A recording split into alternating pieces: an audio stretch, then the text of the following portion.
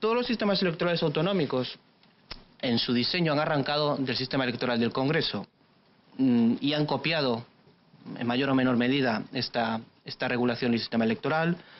Por lo tanto, tenemos sistemas electorales de representación proporcional, fórmula D'Hondt, listas cerradas y bloqueadas, y algunas variabilidades en la magnitud de distrito. En función de las cosas que han realizado, los dos sesgos que decía antes se han trasladado en mayor o menor medida a los sistemas autonómicos. En el caso de Madrid, al tratarse de un distrito único tan grande, no hay un sesgo mayoritario, no hay un sesgo conservador.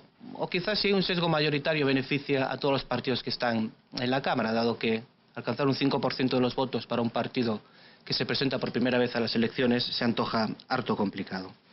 Por lo tanto, el sistema electoral en Madrid es un sistema que en principio no tiene unos efectos demasiado fuertes, tiene un elevado nivel de proporcionalidad, y para mostrar lo que estoy diciendo quiero presentar dos gráficos. Este es el primero que luego recuperaré, y lo que plantea este gráfico es en qué medida hay demanda para nuevos partidos que se está quedando a la puerta de la Asamblea.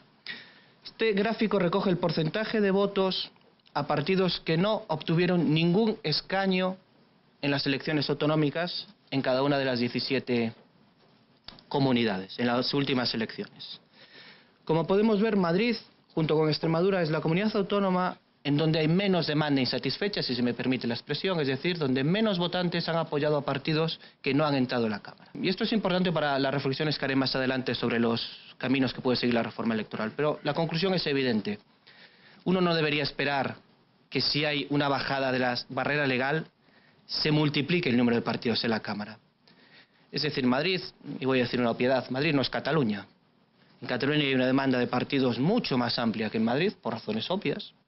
Por lo tanto, este gráfico, insisto, alude a que tampoco hay que tener demasiada preocupación por la multiplicación de partidos en la Cámara en caso de que se apruebe alguna reforma. Seguramente las cosas que más interesan, en mi opinión, es por un lado la existencia de listas cerradas y bloqueadas, otra herencia del sistema electoral del Congreso, y por otro lado la participación electoral.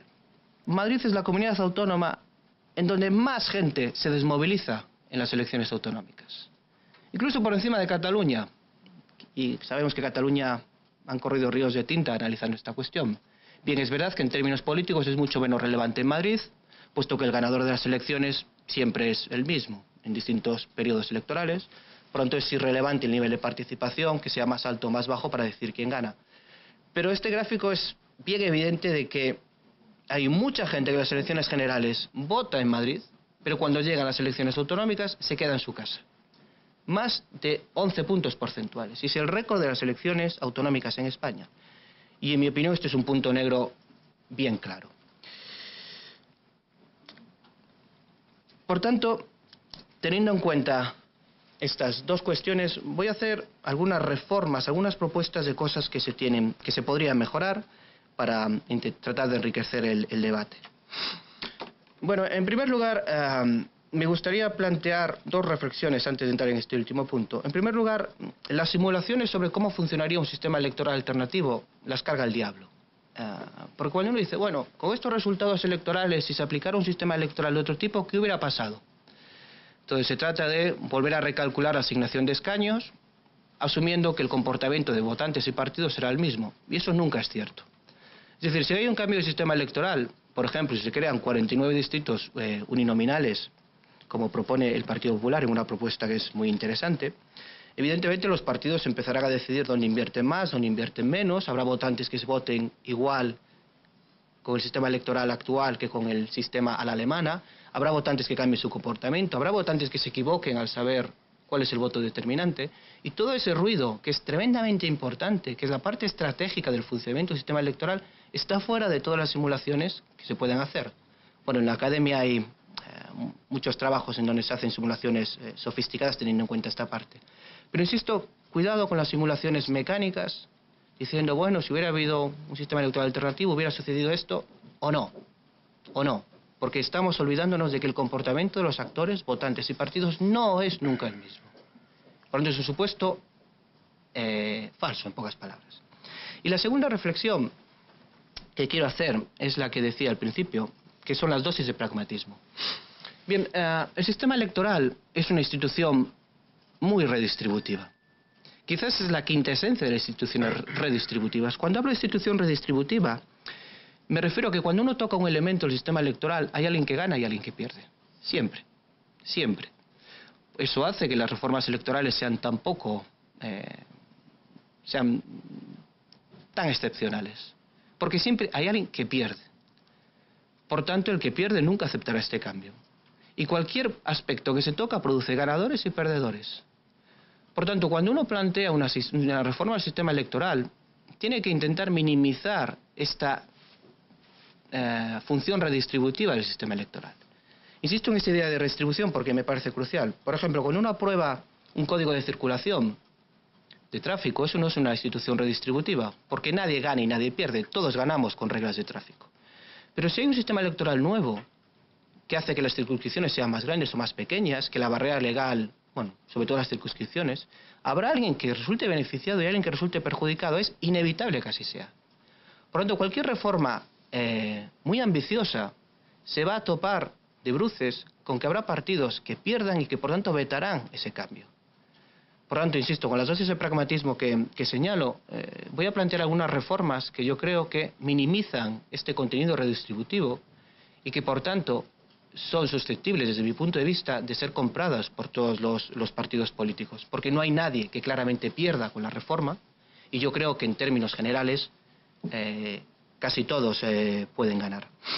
Y las reformas que planteo van en la línea de conseguir varios objetivos. El primer objetivo, que identifica muy atinadamente la propuesta del Partido Popular, es que es necesario conseguir una mayor cercanía de los diputados a los votantes. Eso es indiscutible. Y eso es una de las grandes reclamaciones de los ciudadanos. En segundo lugar, otra de las reclamaciones de los ciudadanos es que el Parlamento está blindado a las nuevas ideas. Es decir, es tremendamente difícil que un partido nuevo entre en el Parlamento. Por tanto, yo creo que hay que conseguir una mayor fluidez de ideas y una mayor entrada de partidos. Y por último, creo que es imprescindible aumentar la participación en las elecciones autonómicas. El cuadro es contundente. Por lo tanto, insisto en estas tres líneas: mayor cercanía a ciudadanos, partidos, facilitar la entrada de nuevas ideas en el Parlamento y aumentar la participación en las elecciones autonómicas. Propongo 4 ideas para que ustedes valoren. La primera idea es que yo creo que hay que bajar la barrera legal. Es decir, las 4 reformas que planteo, insisto, son reformas marginales, pero yo creo que podrían tener efectos inmediatos y serían cosas que los ciudadanos demandan. Porque no hay nada peor. Cuando uno abre un proceso de reforma electoral, el peor resultado posible es no hacer nada. Por lo tanto, es algo que hay que evitar como sea. Las expectativas que genera la ciudadanía, la creación de una comisión para la reforma del sistema electoral de Madrid son altas. Por lo tanto, si al final la conclusión es que no se hace nada, quizás no habría merecido la pena abrir la caja de Pandora, ¿no? Por lo tanto, estas reformas van en la línea de cosas que yo creo que sí se podrían hacer. Bien, la primera cuestión que planteo es bajar la barrera legal.